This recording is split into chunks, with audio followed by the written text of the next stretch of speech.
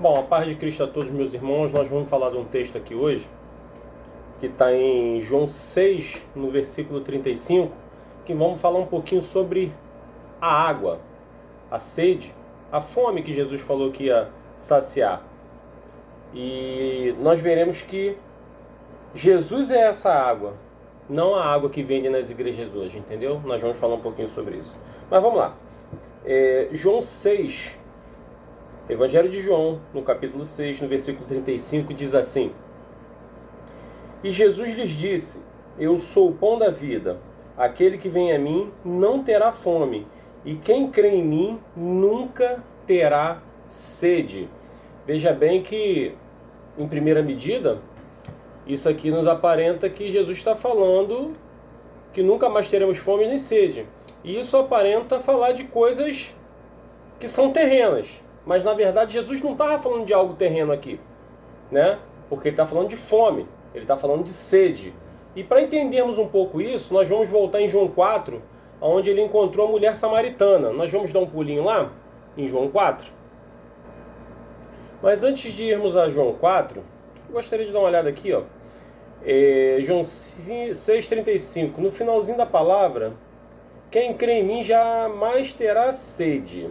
Aí eu vim aqui pesquisar a palavra sede. Ela aparece para mim como do grego dipsal, que quer dizer assim, ó, ter sede, sofrer de sede. Figurativamente diz-se daqueles que, sedentos, sentem uma dolorosa necessidade e ansiosamente anseiam aquelas coisas pelas quais a alma é refrescada, apoiada e fortalecida. Olha a tradução, o que diz, hein? Está falando de uma sede da alma, o que a alma necessita. Então já nós sabemos aqui, já dá para entender um pouquinho, né, quando a gente vai no original, que ele não está falando de uma água como essa aqui, não dessa água que ele está falando. Embora essa daqui seja uma garrafinha de água da vida, mas não é dessa água que ele está falando. Entendeu? E nós vamos compreender bem que tipo de água que Jesus está falando quando agora nós voltarmos a João 4. E olha que interessante aqui, ó. Vou começar a ler aqui e já vamos lendo e comentando, né, que nós vamos ganhando tempo. Fica menos enfadonho o vídeo. Olha só. E veio uma mulher de Samaria tirar água. Olha que interessante. Uma mulher de Samaria, ela veio tirar água. E disse-lhe Jesus: dá-me de beber. Olha que interessante. Jesus aqui ele já começou como é que ele diz assim? A interagir com essa mulher. E ele pede justamente: dá-me de beber. E isso assusta ela. Por que assusta ela? Porque os seus discípulos tinham ido à cidade, versículo 8, tá? Porque os seus discípulos tinham ido à cidade comprar comida. E disse-lhe, pois, a mulher de samaritana: como sendo tu judeu, me pedes de beber a mim, que sou mulher de samaritana, porque os judeus não se comunicam com os samaritanos. Então, a mulher já se assustou por aí. E pelo horário, como ela estava indo, era hora sexta, era por volta de meio-dia, o sol bem quente. E claro, né, nesse horário as pessoas tendem a se esconder do sol. E ela estava indo ali que era para evitar problemas com os judeus, porque o poço era usado por judeus. Então ela estava ali nesse momento, como é que eu vou dizer assim, escondida. E Jesus justamente resolve passar por ali. Se você olhar um pouquinho, que eu estou tentando encurtar aqui, né? Se você voltar um pouquinho mais atrás aqui, onde Jesus resolveu passar por Samaria justamente nessa hora, teve um porquê. Entendeu? E ele estava quebrando esse paradigma aqui que existia de judeus não poderem falar com samaritanos e ainda mais mulheres, né? E Jesus, como ele veio quebrando as regras, aquelas regras que os homens fizeram, não Deus fez, assim os homens, e Jesus veio quebrando, jogando isso por terra para mostrar que os homens estavam errados, né? Eles pregavam a palavra, mas muitas das vezes eles ensinavam errados, agiam errado, e Jesus mais uma vez veio quebrando isso, jogando por terra. Vamos lá, versículo... paramos no 10. E Jesus respondeu e disse-lhe: se tu conhecesse o dom de Deus e quem é o que te diz, dá-me de beber, tu lhe pedirias e ele te daria água viva. Olha o que Jesus ofereceu aqui: água viva. Aparentemente, como a gente viu lá em João 6,35, aparentava ser uma água física, né? Uma água material. Mas aqui, ele está falando aqui agora, ele te daria água viva. em João 14, 10. Vamos lá dar uma olhadinha em João 14, 10 aqui para ver o que vai falar para nós aqui. João 14, 10 não, João 4, 10. Perdoe-me. Vamos lá. João 4, versículo 10, está aqui. Água viva. Aí aparece a palavra água aqui. A palavra água aqui tá no grego, né? Que tá o datos. Aí tem a sua tradução. Água. Simplesmente água, né? Água dos rios, água das fontes, das piscinas, água do dilúvio, água em algum repositório da terra. Mas o que mais me interessa aqui é justamente esse aqui, ó. É a tradução, tem a A, B, C, né? Que eu li a B, a C. Mas a que mais interessa e o que mais convém com a gente aqui, com o assunto, é a tradução D, que diz assim, ó. Da água como elemento primário, da qual e por meio da qual o mundo existe. Antes do dilúvio, formou-se e foi compactado. Olha que interessante. Então, quando eu vejo aqui, ó, essa tradução diz aqui, da qual por meio o mundo existente antes do dilúvio formou-se. Como que a água formou? Quer dizer, como que o mundo formou-se? Nós entendemos que haja luz, haja terra, haja mar. Aí ele colocou a separação das águas. Então tudo foi através da palavra. Olha a água aí. Entendeu? Então, a água, na simbologia bíblica aqui, eu entendo que é palavra. É o que está me mostrando as escrituras aqui. Quando a gente começa a examinar, por isso que nós não podemos ler Bíblia. E nós não devemos nem podemos ler Bíblia. Nós temos que examinar as escrituras, o que é muito mais além do que ler. Você lê um jornal, um outdoor que você passa pela rua, um folhetinho que te deram. Isso você lê, a bula de um remédio, coisa dessa natureza. Isso você lê. A Bíblia foi feita para ser examinada. Porque se todos fizessem dessa forma, examinando as escrituras, ninguém hoje estava sendo enganado, como estão sendo. Essa é a realidade. Mas vamos seguir aqui, ó. Então já apareceu aqui, ó, água viva, né? Água viva. Aí ele apareceu, que é a água do começo. Aí viva. Aí viva vem do grego zão, que é viver, respirar, entre os seres vivos, não inanimado, não morto. Gozar da vida real. Viver, essa é a tradução B, tá? Ser ativo, abençoado, eterno no reino de Deus. Então, olha aí, ó. Aí ele fala de água, da vida. E a vida, logo depois, a água viva, no caso, vem aqui, ó. Ser ativo, abençoado, eterno no reino de Deus. Então, Jesus Cristo estava falando aqui de salvação. Entendeu? Água viva é salvação, através da palavra, da onde foi criado o mundo. Olha como é que é interessante isso, é maravilhoso, é lindo, é perfeito. Se nós toda vez que fôssemos ler as escrituras, ou seja, examiná-las, nós não teríamos esses problemas de sermos enganados por esses homens que vendem água.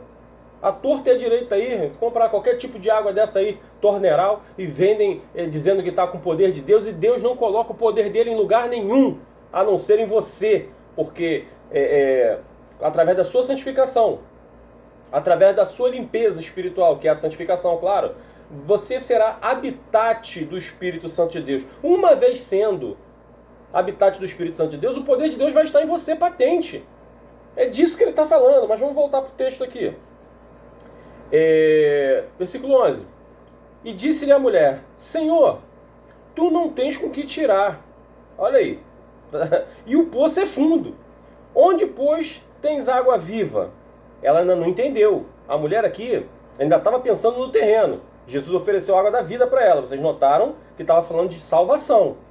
Olha que ela voltou para o terreno. Ó. Como é que você vai tirar? Você não tem como tirar. Você não tem a corda, não tem um baldinho. O poço é fundo, não tem como. Aí vem o versículo aqui 12, ó. És tu maior que Jacó, nosso pai, que nos deu o poço, bebendo ele próprio dele, e os seus filhos e o seu gado? E Jesus respondeu e disse-lhe, qualquer que beber desta água, tornará a ter sede. Ou seja, aí Jesus está falando da água do poço. Você vai beber dessa água, você vai voltar a ter sede. É essa água aí que ele está falando. Agora, no caso, é a água como essa. Aí que está o interessante, ó. Aí vem o versículo 14. mas aquele que beber da água que eu lhe der, nunca terá sede, porque a água que eu lhe der se fará nele uma fonte da qual jorrará para a vida eterna. Olha que interessante, versículo 14, melhor, eu vou até ler novamente. Mas aquele que beber da água que eu lhe der, nunca terá sede, porque a água que eu lhe der se fará nele uma fonte de água e jorrará para a vida eterna. Ou seja, ele está falando aqui, a água que eu te der, ou seja, a pregação, que nós vimos aqui que Jesus estava pregando para essa mulher. Então ele está falando o que aqui? Da água que eu te der, da pregação que eu te der, do ensinamento que eu te der, vai jorrar de você uma fonte e saltará para a vida eterna. Por quê? Ele está estabelecendo discípulo ali.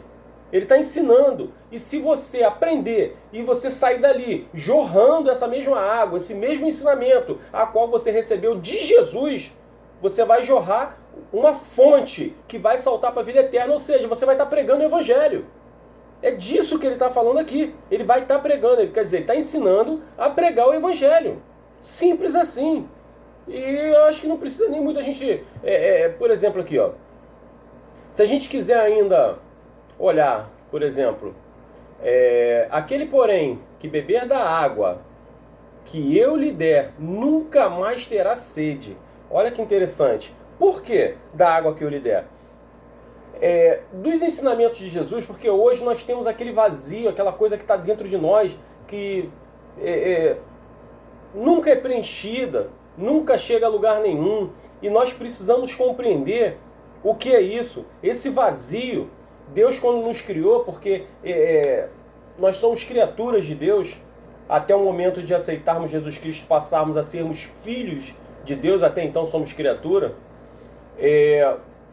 Ele, como é nosso Criador, Ele deixou aquele espaçozinho justamente ele fica onde? Justamente no coração. Aquele desejo, aquela falta, nada está completo, está sempre faltando algo. Às vezes quando você está na balada, muitos antigamente na bebida, outros em drogas, outros em prostituição, mas sempre faltava alguma coisa. Naquele momento que você estava lá, você conseguia preencher, mas assim que você saía dali, você já começava a sentir essa falta. E essa falta era bem no interior, algo que nada pode preencher. Sabe por quê? Porque é o espaço que Deus deixou direcionado ao Espírito Santo de Deus habitar em você. Por isso que nada pode preencher esse espaço. Então, a partir daí, nós vemos muitos problemas. Nós entendemos o porquê de muitos problemas. Porque está faltando Deus. E se nós fomos feitos à imagem e semelhança de Deus, não existe ser humano ruim. Não existe ser humano infeliz. Não existe ser humano com depressão. Existe, sim, seres humanos com a distância de Deus. O afastamento de Deus é que cada vez mais vai aumentando esses problemas em nós. É o que nós precisamos compreender. Porque cada vez que nos distanciamos de Deus, nós perdemos a imagem e a semelhança dele em nós. E isso só faz mal para nós. O manual que nos leva à vida eterna é a palavra. Nós estamos vendo isso aqui. E vamos continuar dando sentido aqui, ó. Tanto para provar que a água que ele estava dando para essa mulher era a palavra. Nós vamos seguir aqui que nós vamos ver, ó. E disse-lhe a mulher: Senhor, dá-me dessa água. Ela ainda não tinha entendido, ó. Senhor, dá-me dessa água, para que não mais tenha sede, não venha aqui tirá-la. Ou seja, ela queria ficar com uma água dentro de casa sem ter o problema de ser maltratada, porque os samaritanos, principalmente mulheres, eram maltratados pelos judeus, e por conta lá de Sem, né? Sem canja fé. Acho que o povo está entendendo bem, né? Quem lê Bíblia vai entender. Então, ela não queria voltar ali, porque ela não queria ser maltratada, andar bastante, debaixo de sol. São coisas ruins, então ela queria evitar esse tipo de coisa, entendeu? Porque ela não tinha entendido ainda com quem ela estava falando. Aí tá aqui, ó. Disse-lhe Jesus: vai, chama o teu marido e vem cá. Ou seja, eu vou tomar... Ele, no caso, pensou: vou tomar uma outra atitude, tá? Vou tomar uma outra atitude, porque essa mulher não está percebendo com quem ela está falando e o que eu estou oferecendo a ela. Ela não percebeu. E a mulher respondeu e disse: não tenho marido. Disse-lhe Jesus: disseste bem, não tenho marido, porque tivesse 5 maridos, olha que interessante, e o que agora tens não é teu marido. Isso disseste com verdade. Olha aqui, ó. Aí ela começou a perceber, ó. E disse à mulher: Senhor, vejo que és profeta. Aí que ela começou a entender com mais ou menos com quem ela estava falando aqui, ó. Nossos pais adoraram neste monte, e vós dizeis que é em Jerusalém o lugar onde se deve adorar. E disse-lhe Jesus: mulher, crê-me que a hora vem em que nem neste monte, nem em Jerusalém adorareis o Pai. Vós adorareis os que sabeis. Nós adoramos o que sabemos, porque a salvação vem dos judeus. Por que a salvação vem dos judeus? Quem está falando aqui? Jesus Cristo era judeu, tá? Vale a pena lembrar disso aí, porque hoje eu vejo muita gente sendo antissemita, tá? Antissemitas são pessoas que têm como se fosse uma, vamos dizer assim, hoje existe também a homofobia, né? É mais ou menos isso. Antissemitas são pessoas que têm uma fobia a judeus, e nós não podemos ter uma fobia a judeus, até porque Jesus Cristo era judeu, e a salvação vem dos judeus, está escrito aqui. Mas a hora vem, e agora é, em que os verdadeiros adoradores adorarão ao Pai em espírito e em verdade, porque o Pai procura tais que assim o adore. Deus é espírito e importa que os que o adorem em espírito e em verdade. E a mulher disse-lhe: eu sei que é o Messias, aqui, ó, agora que ela entendeu, que se chama o Cristo, vem, quando ele vier, nos anunciará tudo. Olha aqui, ó. Ela não tinha percebido ainda. A mulher disse: eu sei que o Messias que vem chama Cristo. Vem quando ele vier, nos anunciará tudo. E Jesus disse-lhe: eu sou eu. Opa, peraí, vamos lá. E Jesus disse-lhe: eu o sou, eu que falo contigo. Ou seja, ela estava tão cega espiritualmente que ela não teve a capacidade de compreender com quem ela estava falando. Foi necessário Jesus dar essa volta toda, falou com ela, mas notem a paciência que Jesus teve com essa mulher. Entendeu? Jesus Cristo teve uma paciência muito grande com ela e ela não compreendeu com quem estava falando, quem estava diante dela. E chegou a ponto de Jesus ter que falar: eu o sou, eu falo contigo. Para ela entender que ela estava falando com o próprio Messias. Ou seja, eles sabiam de uma profecia que viria um Messias, mas eles não entendiam. Ela, no caso, né, ainda não estava entendendo que esse Messias já estava de frente dela. Tanto que ela estava pedindo água, ele oferecendo água, a palavra que saltaria para a salvação, para a vida eterna. E ela estava insistindo em pedir água do poço, para o buraco. Ela queria ir para o buraco.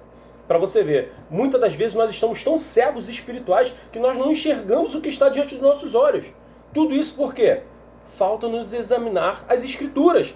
E isso nós não podemos deixar para amanhã e nem para depois, porque examinar as Escrituras é um dever nosso. Nós não podemos deixar para trás isso de maneira alguma. E a prova disso está aqui, ó. Olha a cegueza espiritual que essa mulher estava.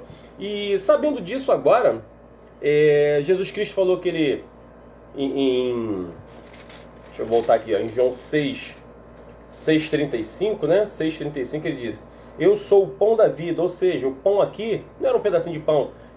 Na tradução aqui, se não me falha a memória, Lequem, ele está falando de um alimento da vida. Ou seja, Jesus ele vai te alimentar, ele vai te sustentar para a vida eterna. É o que ele está falando aqui. Ou seja, ele é o pão da vida. Aquele que vem a mim não terá fome. Por que não vai ter fome? Porque Jesus ele vai ser o alimento para a vida. Através dele, quando você buscar dele, nada vai faltar para você e buscar as outras pessoas. Então, você não vai... Desculpa. Você não vai ter fome. Fome de quê? Fome de ensinamento. Porque você vai receber do próprio Jesus quando examinar as Escrituras, tá? Então, sabendo disso, automaticamente nos remete para Amós 8:11. E... chegando aqui, ó, em Amós 8, no versículo 11, diz assim, ó: eis que vem dias, diz o Senhor Deus, em que enviarei sobre... Vamos parar aqui um pouquinho. Eis que vem dias. Vem dias tá fazendo alusão à graça, né? Porque na época de Amós estava sendo vivida aqui a lei e a dispensação mudou por conta do sacrifício de cruz que Cristo fez. Então sempre quando fala eis que vem dias, naqueles dias, entendeu? Sempre está fazendo alusão à graça, né? Ou seja, em nossos dias. Eis que vem dias, diz o Senhor Deus, em que enviarei fome sobre a terra, não de pão, nem de sede de água, mas de ouvir, olha o sobrenatural aparecendo aqui novamente, que a gente estava falando lá atrás, ó. Isso aqui só veio confirmar tudo aquilo que a gente já disse. Mas de ouvir as palavras do Senhor. E que dias são esses? É hoje. Porque você vê o povo andando daqui. Eu mesmo já encontrei com um rapaz uma vez que ele falou assim, ó. Isso para mim foi muito maravilhoso, entendeu? É poderoso demais eu ter passado por essa experiência, porque eu parei num determinado lugar para poder calibrar o pneu do meu carro. Aí eu parei de frente, calibrei os pneus, é assim que eu calibrei. Eu entrei no carro, olhei o retrovisor esquerdo, olhei o retrovisor direito, engatei a ré, não tinha ninguém. De repente, quando eu engato a ré, puf, o carro bateu em algo. Aí eu olhei no retrovisor, tinha um carro preto lá. Eu falei, meu Deus, mas não tinha carro nenhum ali. Aí eu desci, o rapaz bem irritado, porque bateu no carro dele. Aí eu fui conversando com ele e tal, e comentei com ele assim, você pode anotar meu telefone, porque eu já estou com pressa. Eu acho que eu ia pregar em algum lugar, se não me falha a memória, ou era um estudo, eu não lembro bem, mas eu estava com compromisso com a palavra, né, nesse momento. Aí eu falei, você pode anotar meu telefone, eu moro aqui pertinho, entendeu? Aí disse para ele meu endereço, você anota meu telefone aqui, e porque eu tenho que ir. Aí falei do compromisso com Deus. Aí ele, como é que você falou? Aí eu pensei, pronto, vai aumentar a briga agora. Mas quando ele viu que eu era um servo do Senhor, o que ele fez? Ele começou a puxar assunto comigo e eu comecei a pregar para aquele rapaz. E nesse momento, olha só como é que foram as coisas ali. Tomou num rumo totalmente diferente. E sabe o que foi a resposta dele no momento? Eu pensei que não existisse mais Deus, porque eu já andei tanto de um lado para outro e eu só vejo charlatões, eu só vejo homens safados que estão tentando roubar o dinheiro dos outros, pregando coisas que não devem, coisas que são incoerentes com as escrituras. Foi tudo o que ele disse. Olha que interessante. E ele disse, eu pensei que não havia mais Deus, porque eu já estou cansado de procurar alguém que pregue a verdadeira palavra. E olha que interessante como é que nos remete totalmente aqui, ó. Enviarei uma fome sobre a terra, não de pão nem de sede, de água, mas de ouvir as palavras do Senhor. E esse rapaz estava com essa sede. Essa é só uma das inúmeras, como é que eu vou dizer assim para você, experiências que eu vivi de pessoas que chegaram nessas condições até mim.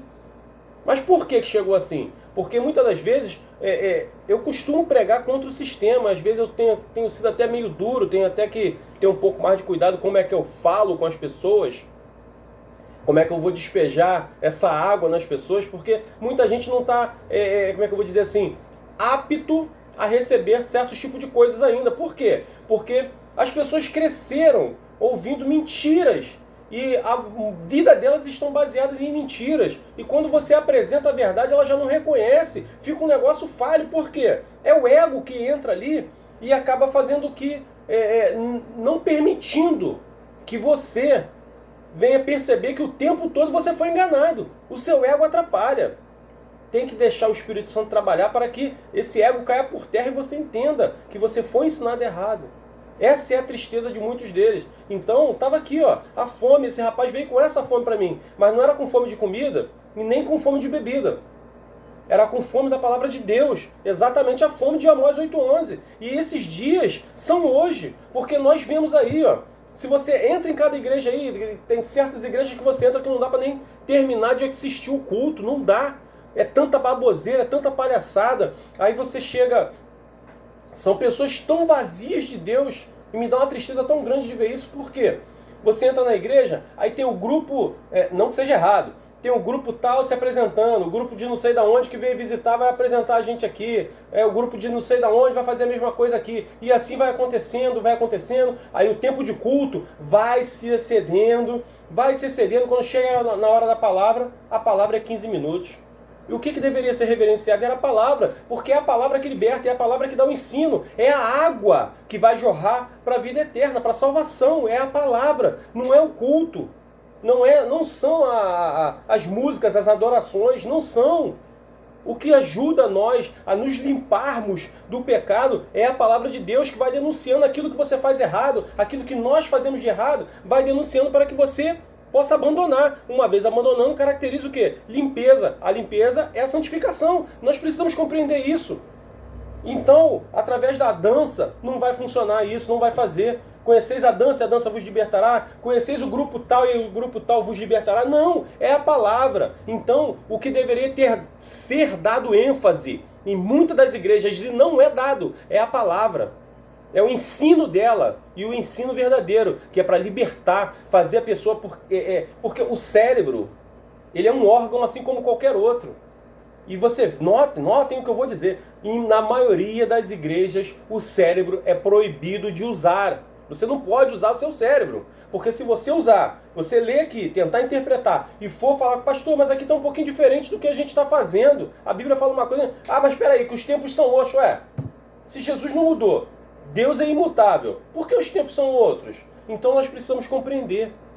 Está faltando alguma coisa. E sabe o que está faltando? O povo se armar. Armar com o quê? Com as escrituras. E é aqui, ó. É aqui que nós precisamos se armar. Porque o conhecimento é a maior arma que cada um de nós podemos ter. Mas que o povo não dá nenhum valor ao conhecimento. Tá bom, meus irmãos? Eu acho que já dá para ficar por aqui. O recado acho que já está dado. E que você possa verdadeiramente beber dessa água que Cristo dá, assim como ele deu para a mulher, que ele pregou para a mulher samaritana. Então que você possa ter dessa água para dentro de você jorrar uma fonte para que salte para a vida eterna. Porque naquele grande dia ele vai perguntar, cadê as suas obras? Onde estão os seus frutos? E nós somos árvores para dar frutos, não árvore para dar sombra. Ou seja, a árvore que dá sombra é aquela árvore que dá um acalento. Você vem andando no sol, para debaixo daquela árvore, descansa um pouquinho, pega uma fresquinha, se refresca e segue. Nós não somos para dar sombra, nós somos para dar frutos. E esses frutos vai ser cobrado. Ele vai cobrar de nós. Mas para darmos esses frutos é necessário que nós tenhamos essa água, que é a palavra de Deus. Tá bom, meus irmãos? A paz do Senhor, que Deus abençoe a todos em nome de Jesus.